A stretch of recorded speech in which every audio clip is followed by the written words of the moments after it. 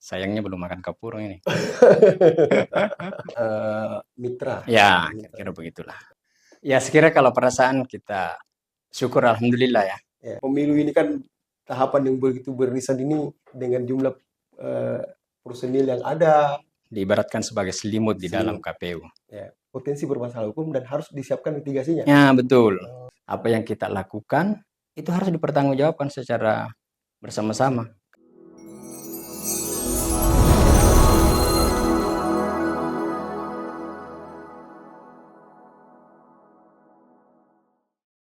Halo teman pemilih, Assalamualaikum warahmatullahi wabarakatuh. Apa kabar? Semoga teman pemilih dalam kondisi yang sehat selalu. Alhamdulillah kita berjumpa lagi dalam acara podcast KPU Kabupaten Lu Utara. Ngobrol santai tapi bermakna tentang pemilu dan demokrasi. Untuk episode kelima, tentunya teman pemilih dapat menyaksikan melalui kanal YouTube KPU Kabupaten Lu Utara. Bersama saya, podcast KPU Kabupaten Lu Utara, Iqbal Ramadan.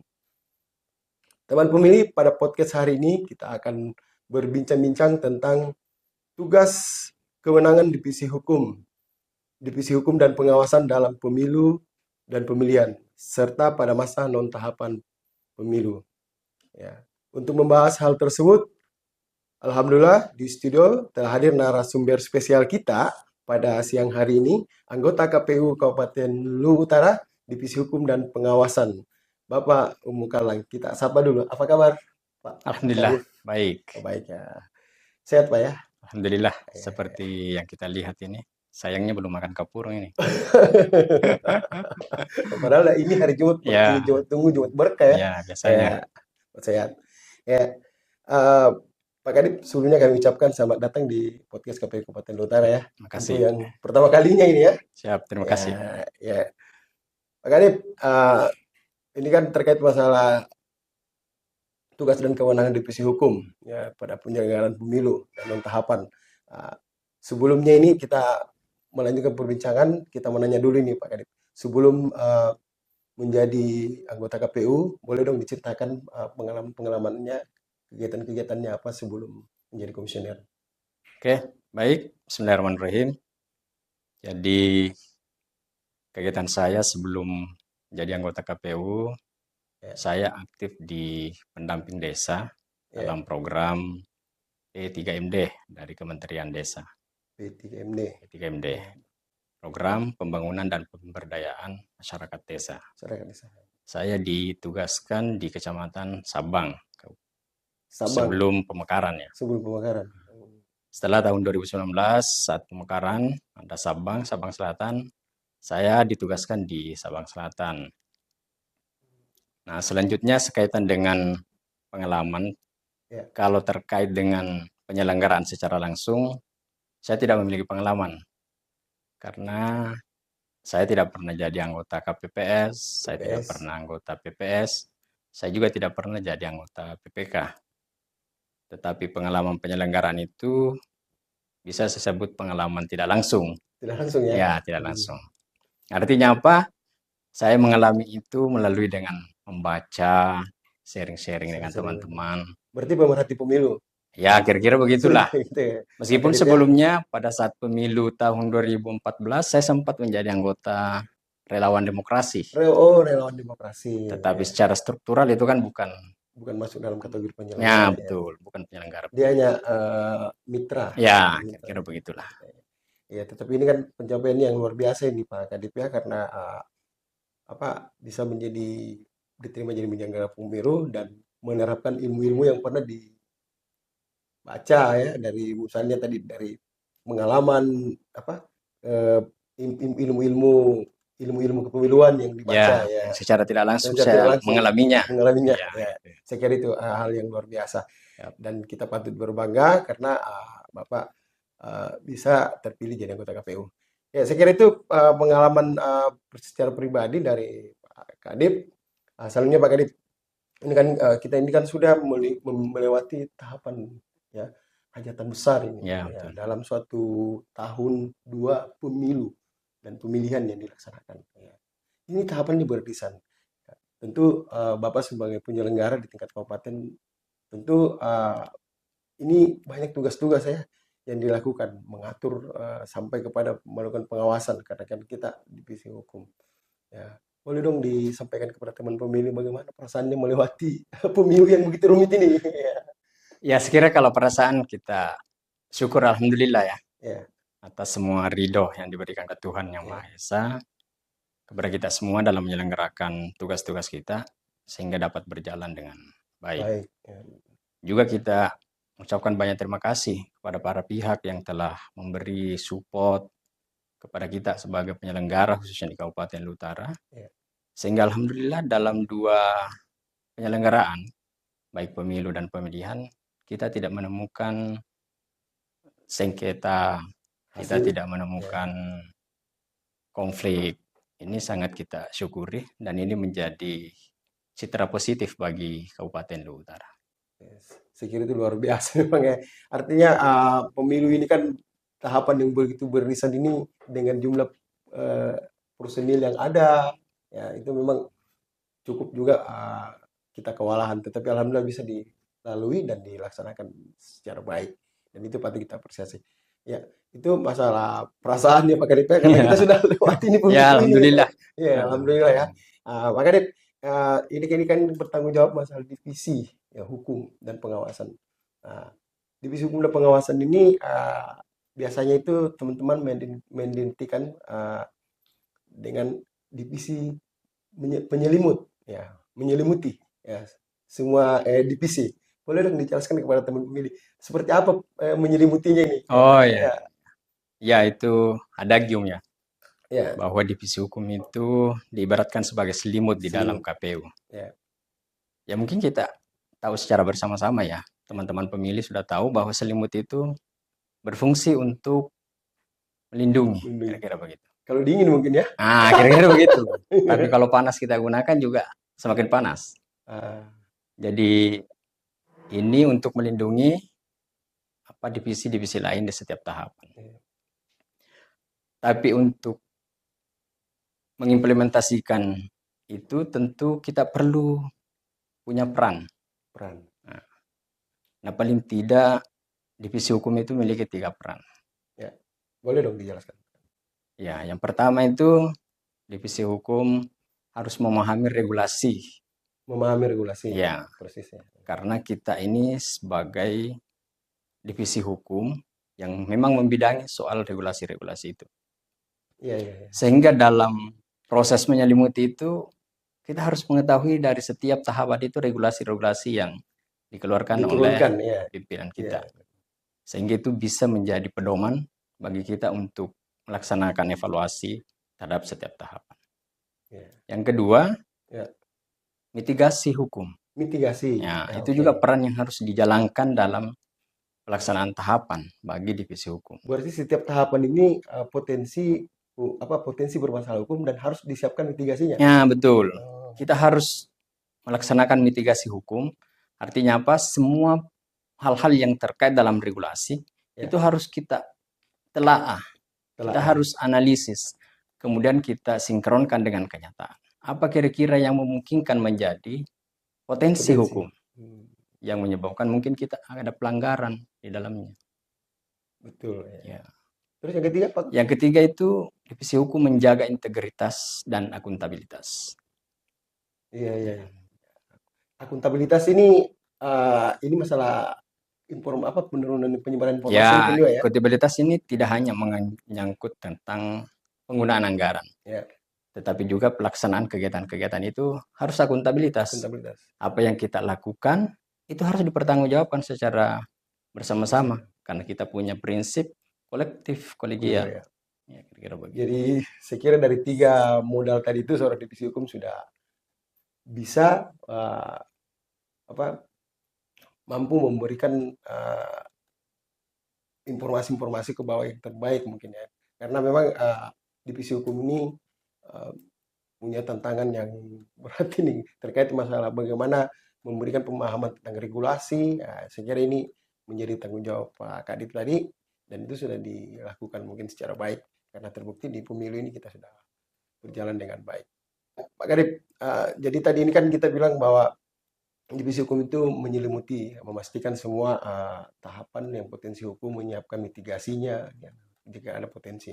Ya. Kalau dilihat dari sudut pandang penyelenggara, ini ada 11 prinsip yang berfungsi sebagai pedoman moral dan etika bagi penyelenggara untuk menjamin pemilu dan demokrasi itu bisa berjalan berintegritas. Boleh dong dijelaskan mungkin dari beberapa poin dari 11 prinsip tersebut? Ya, jadi 11 poin ini Ya. atau 11 prinsip ini itu termuat di dalam Undang-Undang Nomor 7 Tahun 2017, Ya. Bab 2 Pasal 3. Ya. Saya menyingkatnya menjadi MAPAT 7 Nomor 7 Ya, dari 11 itu saya ringkas menjadi MAPAT 7 Ya, boleh. Jadi huruf M-nya itu mandiri, Ya, A-nya itu adil, adil. 2P-nya itu proporsional dan profesional. Terus A-nya lagi akuntabel. Terus double T-nya itu tertib dan terbuka. HU itu berkepastian hukum. JU jujur. Double E terakhir itu efektif Efektif dan efisien. efisien. Nah, itu ada 11. Saya singkat atau ringkas menjadi MAPAT 7 Nomor 7 Artinya penyelenggara yang mengikuti 11 prinsip itu insya Allah MAT 77 pekerjaannya. Luar Dalam biasa. prinsip kita di Sulawesi Selatan ada istilah MAPAT 7 MAT 77. Apa yang kita laksanakan? Ya, Pak Kadip. Ya, saya kira ini luar biasa ini. Jadi ke-11 tadi prinsip yang sudah itu senantiasa disampaikan atau diberikan pemahaman secara terus-menerus, secara berjenjang ya Pak Kadip, ke bawah, tingkat bawah, penyelenggara tingkat bawah, PPK, PPS, bahkan sampai ke PPS ya. Iya, betul. Jadi kan ada dua yang perlu menjadi pedoman bagi penyelenggara. Ya. Yang pertama asas, yang kedua adalah prinsip. Ya. Meskipun sebenarnya asas dan prinsip itu tidak hanya berkaitan dengan penyelenggara pemilu, tapi ia berkaitan semua stakeholder yang terkait dengan penyelenggaraan. Misalnya penyelenggara, peserta, pemilu, pemerintah, pihak keamanan, semua harus berpedoman pada dua ini, asas dan prinsip itu. Karena kita harus semua mengikuti pedoman-pedoman itu. Saya kira memang sangat ribet karena melibatkan juga dari pihak lain ya. Betul. Jadi memastikan bahwa mereka benar-benar menganut sistem asas pemilu itu ya, berpedoman pada asas pemilu ya. Pak Kadip, ini kan dari 11 tahapan ya kalau saya tidak salah, tahapan besar ini. Ya. Kalau dari pandangan divisi hukum sendiri melihat dari beberapa tahapan yang paling berpotensi sering disengketakan. Boleh dong di-sharingkan kepada teman pemilih tahapan-tahapan mana saja yang menurut pandangan divisi hukum yang paling krusial dan sering disengketakan? Ya, kalau kami di divisi hukum itu tidak membedakan antara tahapan yang satu dengan tahapan yang lainnya. Ya. Jadi potensi masalahnya itu sama-sama memiliki potensi masalah antara satu tahapan dengan tahapan yang lain. Ya. Jadi perlu diingat bahwa sengketa hasil itu tidak hanya soal berapa perolehan, tetapi juga setiap tahapan itu diungkit, setiap tahapan akan menjadi bahan gugatan. Bahan gugatan. Iya. Sehingga setiap tahapan itu harus dijalankan dengan baik. Makanya dalam prinsip kita ada istilah profesional. Profesional. Iya, kita harus profesional untuk melaksanakan tugas-tugas yang diberikan oleh negara kepada kita. Jadi profesional ini berarti berkaitan juga loh dengan sumber daya. Iya, betul. Ya. Kita harus profesional. Ya. Nah, semua SDM kita itu harus profesional. Profesional itu standarnya apa? Ya standarnya regulasi. Betul. Nah ini tugas divisi hukum ini memastikan semua ini bisa berjalan. Tadi Pak Kadif bilang bahwa bekerja berdasarkan regulasi profesional. Ya, ini salah satu tugas yang berat ini Pak Kadif ini karena memastikan semua divisi bekerja sesuai dengan regulasi dan profesional. Ya, betul. Ya, sekiranya sangat berat juga ini karena 5 divisi, selain itu juga kode etik ini DKPP ini kan memandang secara luas juga. Jadi selain juga divisi juga mungkin di sekretariatnya mungkin. Ya, betul. Ya, berarti bagian daripada pengawasan juga Ya, pengawasan internal. Ya, saya kira ini luar biasa memang. Ya, Pak Kadip, itu tadi masalah tahapan yang mungkin sering disengketakan oleh peserta pemilu atau orang-orang kelompok-kelompok pemerhati pemilu atau orang-orang di luar yang punya kepentingan tentang pemilu itu sendiri. Ya, ini Pak Kadip, Pak, kode etik ini menjadi hal yang sangat penting. Ya, sebagai divisi hukum bertanggung jawab dalam hal tersebut. Boleh dong disampaikan kepada teman-teman pemilih metode Bapak dalam melakukan peningkatan kapasitas. Ya, tadi berkaitan dengan sumber daya, integritas dan profesional dalam menjalankan tugas kepada penyelenggara. Mulai dari mungkin secara internal di tingkat KPU, ini juga kan kita punya penyelenggara di tingkat bawah, di tingkat PPK, PPS, KPPS. Boleh dong diceritakan Pak Kadip, bagaimana Bapak memberikan pemahaman dan tentang cara membintek mereka inilah tentang kode etik ini kepada penyelenggara ya. Jadi kita ini kan sebagai insan yang beragama, juga sebagai insan yang berbudaya. Kalau keyakinan saya itu ada dalam ajaran bahwa watawasau bil haq. Watawasau bisabar. Watawasau bisabar. Jadi saling mengingatkan untuk kebenaran, saling mengingatkan juga untuk kesabaran. Di sisi lain kita di Sulawesi Selatan itu banyak sekali falsafahnya yang perlu terus kita tularkan kepada generasi kita atau teman-teman kita. Ada istilah si pakai si pakai lebih. Si pakainya si pakai lebih si itu pepatah Bugis ya? Ya, pepatah Bugis, tapi ini pada umumnya di Sulawesi Selatan mengenal ini. Artinya apa? Saling mengingatkan, saling menghormati satu sama lain.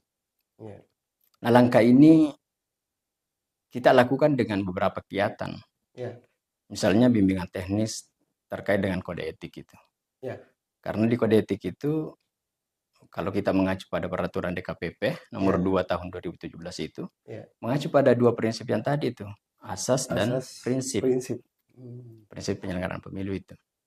Itu yang kemudian dibagi menjadi dua item. Yang pertama integritas dan yang kedua profesionalitas. Profesionalitas. Itu dibagi dua di dalam peraturan DKPP. Itu yang dijabarkan itu. Jadi 4 di integritas, 4 prinsip, 7 prinsip di profesionalitas. Itu. Nah, yang kita maksudnya Pak Kadip ini terlepas dari itu tadi saling mengingatkan, pendekatan dua tadi prinsip yang kita sebutkan, mulai dari peraturan DKPP nomor 2, ini membagi diri ini kan Lu Utara ini kan 15 kecamatan. Tentu di setiap kecamatan itu memang ada divisi hukum anggota PPK. Tetapi dengan jumlah desa di setiap kecamatan itu kan bervariasi juga. Ada yang 10, ada yang 15, bahkan ada sampai 19. Nah, saya kira ini link sektor utamanya ini kan kabupaten. Bagaimana mendorong informasi-informasi bintek tentang kode etik ini turun secara berjenjang sampai ke PPK. Ini yang kita maksud tadi, bahwa ada nggak strategi-strategi yang kita lakukan untuk mendorong ini agar benar-benar pesan-pesan kode etik ini sampai kepada teman-teman paling bawah, misalnya PPS, KPPS, karena bukan cuma KPPS-nya saja, tetapi ada sekretariat juga ini, Pak. Ada juga sekretariat di tingkat PPK. Itu yang kita maksud. Boleh dong di bagian. Baik, jadi sekaitan dengan kode etik, ini kita secara formal kita melakukan bimbingan teknis. Ya, pertama itu kita lakukan di tingkat PPK. Ya, kita kan 15 kecamatan kali 5 berarti 75 PPK itu kita pastikan mereka menyadari, mereka memahami bahwa kode etik itu penting bagi kita dalam menyelenggarakan pemilu dan pemilihan. Selanjutnya setelah itu kita juga melaksanakan bimbingan teknis pada teman-teman sekretariat. Iya. Untuk menguatkan lagi ya. Menguatkan. Nah, itulah tadi, karena saling mengingatkan itu harus saling mengerti. Ya, antara yang satu dengan yang lainnya itu harus saling mengerti. Kalau teman-teman PPK cuma kita bintek, terus sekretariatnya tidak, maka mereka tidak bisa mengingatkan ketika PPK-nya yang keliru. Begitupun sebaliknya. Jadi dia harus dilakukan secara bersama. Nah, begitupun dengan di desa, Ya, PPS. Kita lakukan bintek juga kepada mereka ya, untuk memastikan bahwa etik itu adalah garansi terhadap penyelenggaraan pemilihan umum. ya. Dan saya kira itu langsung kalau ada laporan dari bawah, seumpama dari tingkat penyelenggara, apakah dari sekretariat, itu divisi hukum di tingkat kabupaten itu langsung menindaklanjuti, Pak ya. Iya, pasti kita tindak lanjuti. Karena kita tidak mau penyelenggaraan pemilu ini tidak berintegritas. Kita harus memastikan bahwa perjalanan penyelenggaraan pemilihan umum ini dan pemilihan kepala daerah serentak Ya, itu berintegritas. ya. Saya kira itu memang salah satu hal yang sangat penting ya, karena di saat pemilu ini Pak Kadip, hampir semua pusat perhatian orang ini ke penyelenggara. Iya, betul. Ya, bukan cuma Bawaslu saja, Bukan. tetapi masyarakat umum, Ya, peserta pemilu, iya. itu hampir semua eh, apa melihat bahwa seperti apa kinerja penyelenggara ini. Dan Pak Kadip selama dalam proses pemilu dan pilkada sudah pernah melakukan menemukan penyelenggara yang melanggar kode etik? Alhamdulillah saya tidak pernah Nggak pernah temukan ya? selama ini. Ya, alhamdulillah. Saya kira itu bagian daripada pengawasan yang luar Iya. biasa, dan inilah yang sebenarnya yang paling penting ini, bagaimana mendorong apa tentang kode etik ini, memberikan informasi tentang kode etik ini sampai ke pesannya agar sampai ke tingkat tingkat penyelenggara paling bawah. Saya kira ini menjadi tugas dan PR bagi divisi hukum untuk pemilih-pemilih depannya, bagaimana mendesain agar informasi itu betul-betul sampai ke tingkat bawah. Ya, oke Pak Kadip. Jadi selanjutnya Pak Kadip, ini kan dalam menjalankan tugas dan fungsinya, divisi hukum itu menghadapi berbagai tantangan yang kompleks. Ya. Ya, yang kompleks karena disebabkan dinamika politik dan regulasi yang terus berkembang. Nah, ini kan biasa kita hadapi. Tantangan ini bukan hanya datang dari luar, tetapi dari internal. Nah, ini kan, tetapi juga dalam menghadapi hal tersebut, bagaimana divisi hukum melakukan langkah-langkah strategi dalam menghadapi perubahan regulasi yang tiba-tiba datang seperti tersebut. Nah, karena divisi hukum ini kan selanjutnya akan membuat suatu petunjuk teknis untuk selanjutnya diturunkan ke tingkat penyelenggara tingkat bawah, mulai PPK, PPS sampai kepada KPPS, mungkin sampai di TPS. Boleh dong diseringkan kepada teman-teman. Betul. Jadi dalam tahapan pemilu dan pemilihan itu kadang bukan sebenarnya perubahan regulasi, tapi dia penjabaran yang lebih rinci. Penjabaran yang lebih rinci. Karena kita memang punya struktur. Ada peraturan KPU, kemudian ada keputusan KPU, kemudian ada lagi surat edaran. Nah, ini kadang yang tidak terbaca secara rinci di peraturan KPU, itu akan dijelaskan di keputusan KPU. Kalaupun di dua-duanya belum, itu akan ada surat edaran. Nah, untuk menindaklanjuti itu, kami di divisi hukum itu menelaah atau mendalami lebih lanjut. Apa-apa yang kira-kira perlu disampaikan ke teman-teman, baik PPK, PPS, ataupun KPPS. Bahkan internal? Bahkan di internal kita. Nah, itu kita pastikan. Nah, setelah itu, yang pertama itu setelah menelaah atau mendalami isi-isi penjabaran dari regulasi itu kalau kami langsung menindaklanjuti dalam bentuk rapat koordinasi dengan divisi hukum di tingkat kecamatan. Ya. Nanti mereka di tingkat kecamatan akan berkoordinasi di internalnya sesama PPK. Kemudian dilanjutkan ke tingkat PPS dan KPPS. Kan ini juga Pak Kadip, terkadang juga hal yang datang tiba-tiba begini, apalagi kalau tahapan sudah beririsan, ya mungkin tahapan seperti biasa, yang perubahan-perubahan regulasi ini itu seperti biasa di penerimaan KPPS, biasa perekrutan KPPS, biasa juga di tiba-tiba kayak pencalonan, ya. Tiba-tiba ada biasa perubahan-perubahan regulasi. Itu tadi yang kita sampaikan. Nah, ini divisi hukum ini apa enggak melakukan koordinasi ke pihak-pihak terkait, kayak misalnya kayak pemerintah atau Bawaslu? Iya, tentu. Jadi setiap, bukan perubahan ya, saya tidak menyebut perubahan, tapi penjabaran yang lebih rinci. Karena struktur peraturan kita begitu. Tentu jika ada dalam penjabaran itu yang memungkinkan pihak lain terlibat, pasti kita koordinasi. Koordinasi. Ya, tidak mungkin itu kita berjalan sendiri. Tidak ada kesuksesan yang bisa diraih dengan sendiri. Luar biasa. Ya, termasuk penyelenggaraan pemilihan. Apa yang kita capai hari ini itu tentu bukan peran dari KPU semata, Melainkan semua pihak tapi ya. itu ada peran semua orang. Dan bahkan kalau mau dikalkulasi, peran pihak luar itu jauh lebih besar daripada peran kita sendiri. Dari segi apa itu Pak Kadip, salah satunya bisa kita jelaskan? Mungkin peran yang paling orang-orang luar yang sangat dibutuhkan KPU Iya, untuk seperti bisa pemerintah ya, dalam memberi dukungan. dukungannya. Kita kan sudah tahu, misalnya di PPS, Ya, itu di tingkat desa. Otomatis mereka harus berkoordinasi dengan pemerintah setempat. Kepala desa, aparat desa, tokoh-tokoh agama, tokoh pemuda, dan lain-lain. Begitupun di tingkat kecamatan, semuanya harus terkoordinasi. terkoordinasi. Iya, Jadi memang untuk mendorong kesuksesan ini harus KPU butuh dukungan dari ya semua pihak. betul. Ya. Saya kira itu luar biasa Pak Kadip. Dan juga kita pastikan bahwa semua yang mendorong ini tadi punya prinsip yang Ya, sama tadi ya. sama. Ya, oke. Pak Kadip, itu tentang ketika tiba-tiba ada sedikit mungkin mengalami perubahan regulasi atau pengembangan regulasi. Ya, ini dalam menjalankan tugas dan fungsinya, diskusi hukum menghadapi berbagai tantangan. Ya, bisa kita jelaskan di masa non tahapan seumpama. Boleh dong dijelaskan Pak Kadip kegiatan-kegiatan kita di masa non tahapan.